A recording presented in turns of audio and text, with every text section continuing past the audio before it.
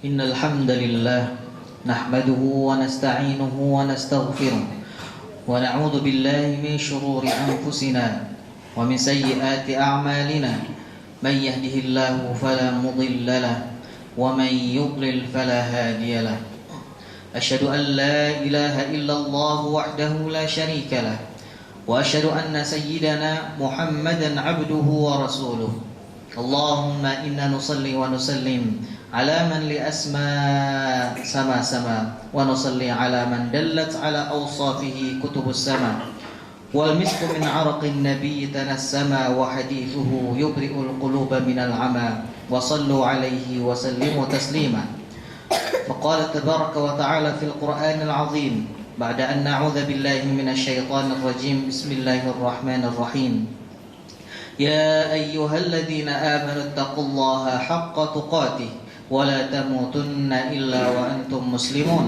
وقال تعالى يا أيها الناس اتقوا ربكم الذي خلقكم من نفس واحدة وخلق منها زوجها وبث منهما رجالا كثيرا ونساء واتقوا الله الذي تساءلون به والأرحام إن الله كان عليكم رقيبا أما بعد. Jamaah salat Jumat yang dirahmati Allah Subhanahu wa taala. Kita bersyukur kepada Allah Subhanahu wa taala atas segala limpahan rahmat, hidayah dan juga inayahnya beserta karunia dan juga anugerah Allah Subhanahu wa taala yang kita dapatkan sehingga Allah Subhanahu wa taala masih memberikan kesempatan kepada kita semua untuk menjalankan setiap ketaatan kita kepada Allah Subhanahu wa taala. Allah mudahkan langkah kaki kita menuju masjid yang penuh berkah ini guna melaksanakan salah satu kewajiban kita, yaitu salat Jumat secara berjamaah.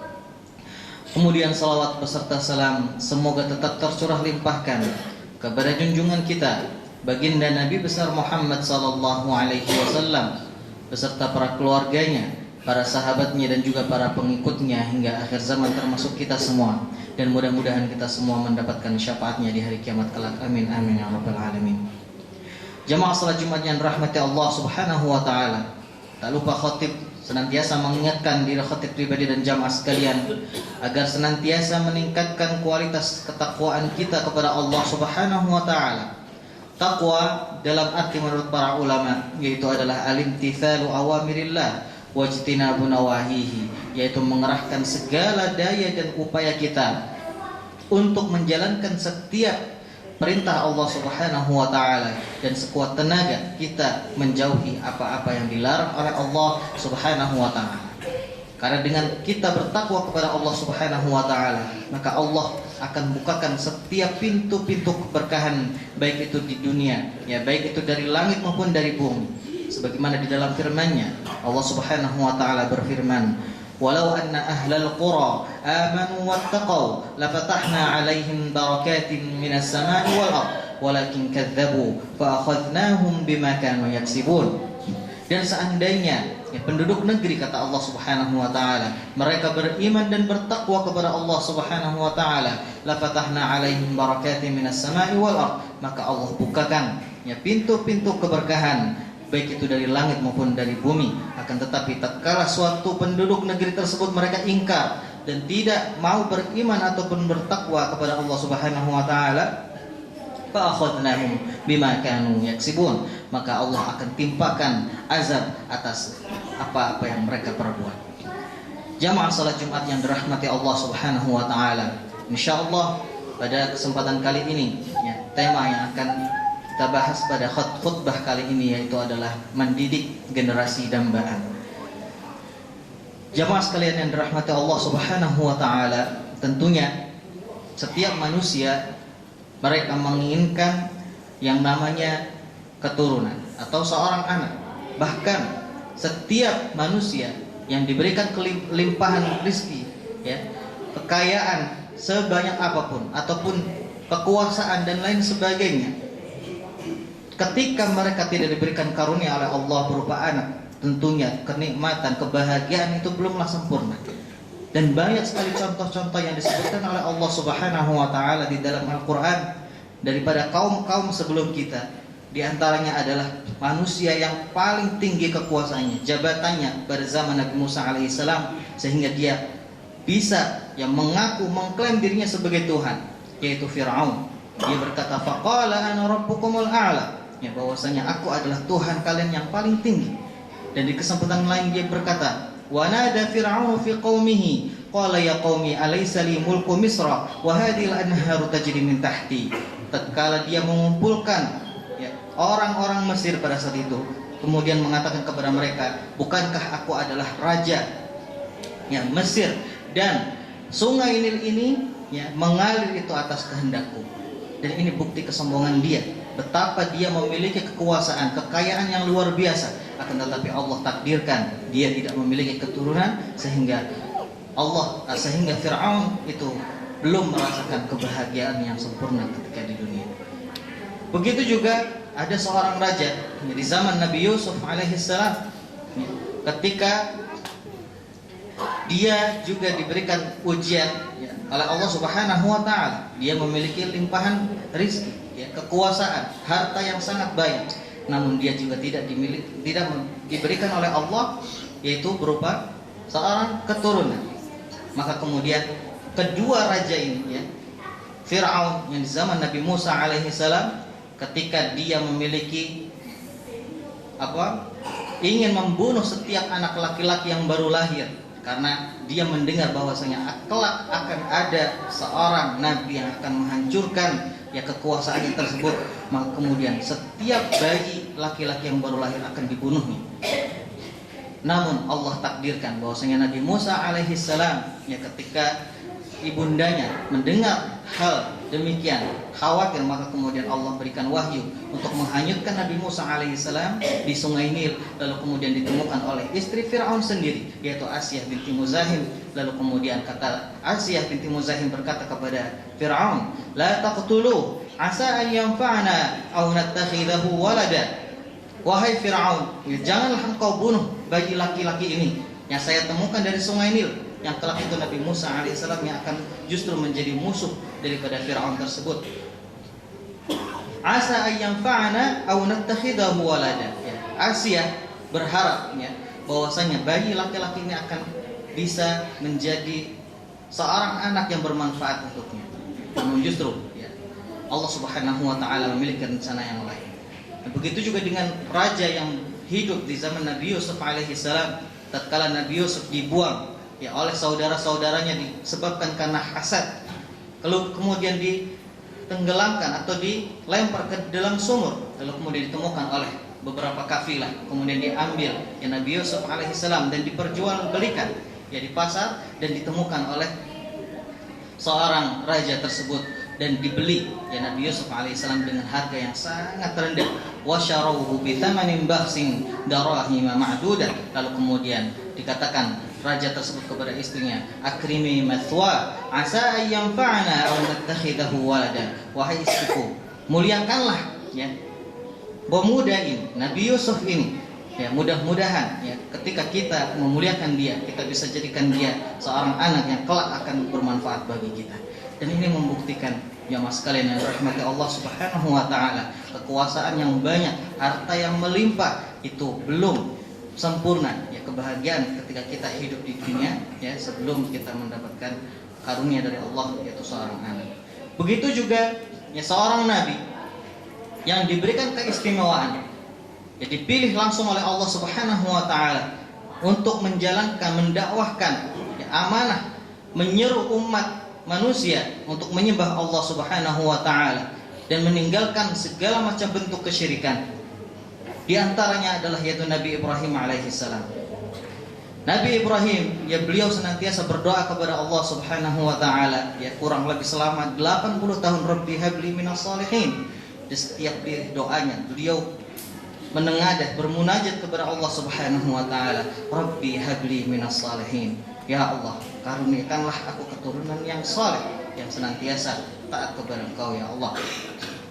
Namun setelah 80 tahun lamanya beliau bersabar dan terus berdoa, berikhtiar kepada Allah Subhanahu wa taala. Lalu kemudian Allah karuniakanlah kabar gembira kepada Nabi Ibrahim, fabasyarnahu bi ghulamin halim. Lalu kemudian kami berikan kabar gembira kepada engkau, wahai Ibrahim alaihissalam, yaitu berupa seorang anak, yaitu Nabi Ismail alaihissalam. Dan tak berhenti sampai di sini jemaah sekalian yang dirahmati Allah Subhanahu wa taala. Ujian yang dihadapi oleh Nabi Ibrahim alaihissalam tatkala beliau lama berdoa kepada Allah agar diberikan keturunan, lalu kemudian Nabi Ibrahim ketika Nabi Ismail menganjak usia remaja, beliau pun kembali diuji. Ya. Allah mimpikan Nabi Ibrahim selama 3 hari berturut-turut. Ya. Di dalam ayat tersebut disebutkan bahwasanya Allah memerintahkan untuk menyembelih anaknya.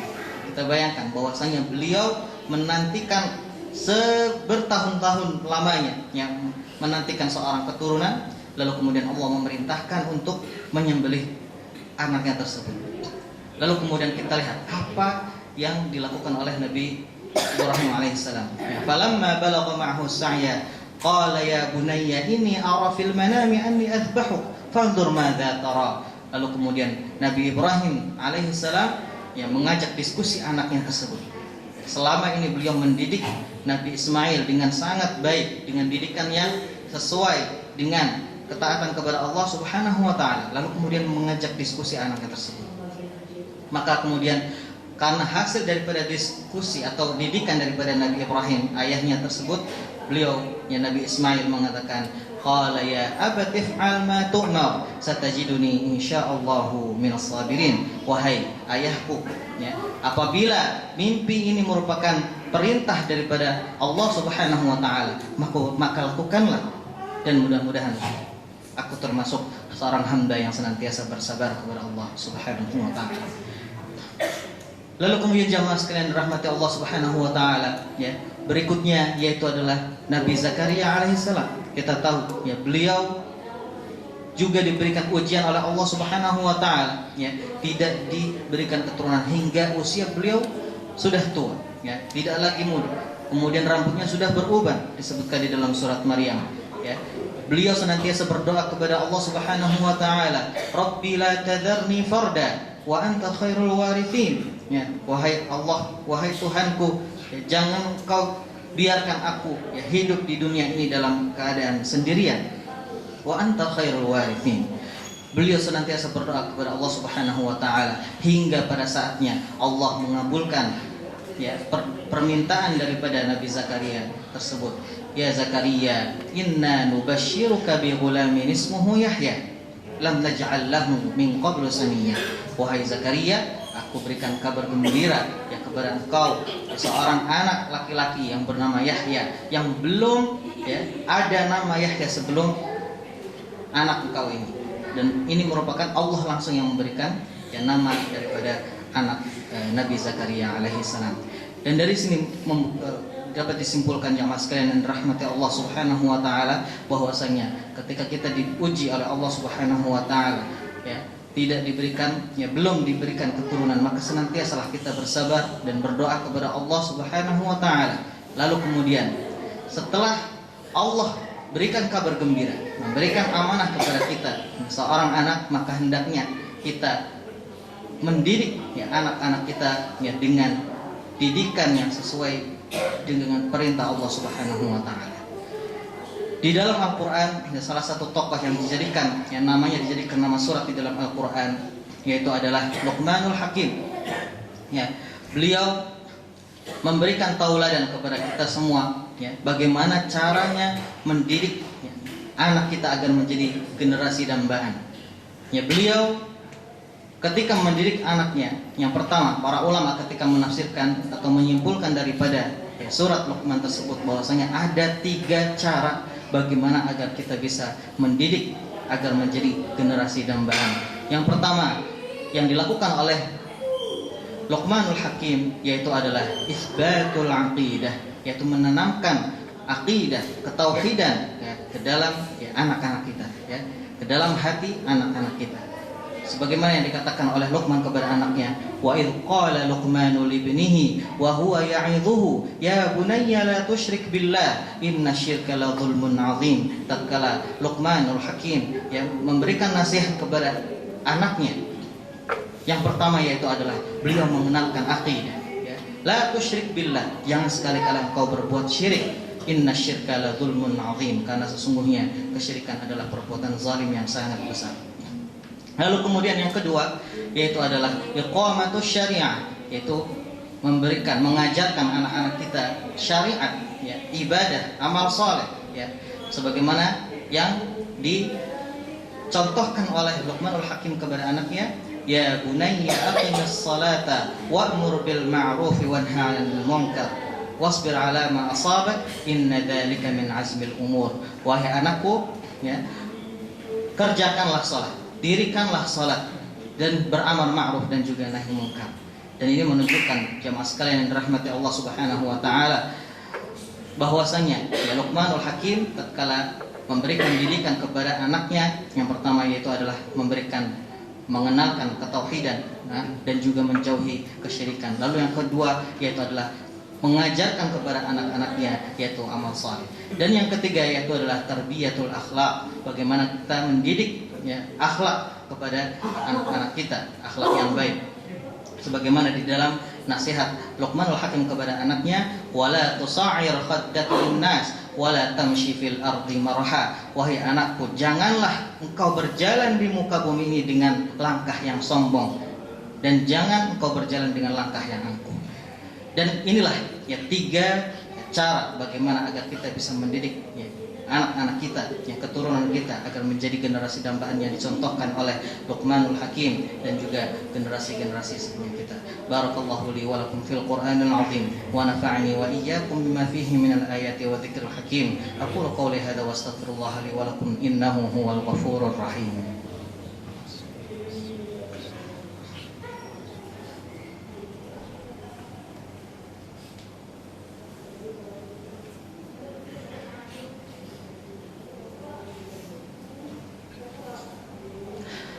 Alhamdulillahi haqqa hamdi wa syukrulillahi haqqa syukri wassalatu wassalamu ala ashrafi khalqi sayyidina Muhammadin wa ala alihi wa sahbihi wa barik wa sallim ajma'in.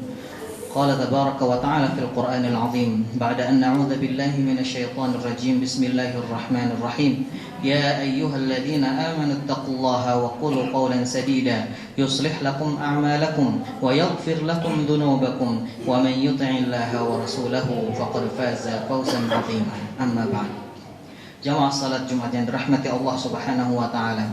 Di suatu hari Sayyidina Umar bin Khattab, beliau berkumpul dengan para sahabat-sahabatnya yang lain. Lalu kemudian Umar bin Khattab bertanya, ya, kepada para sahabat-sahabatnya yang lain, tamanna, ya, berangan-anganlah apa yang kalian inginkan di dunia ini.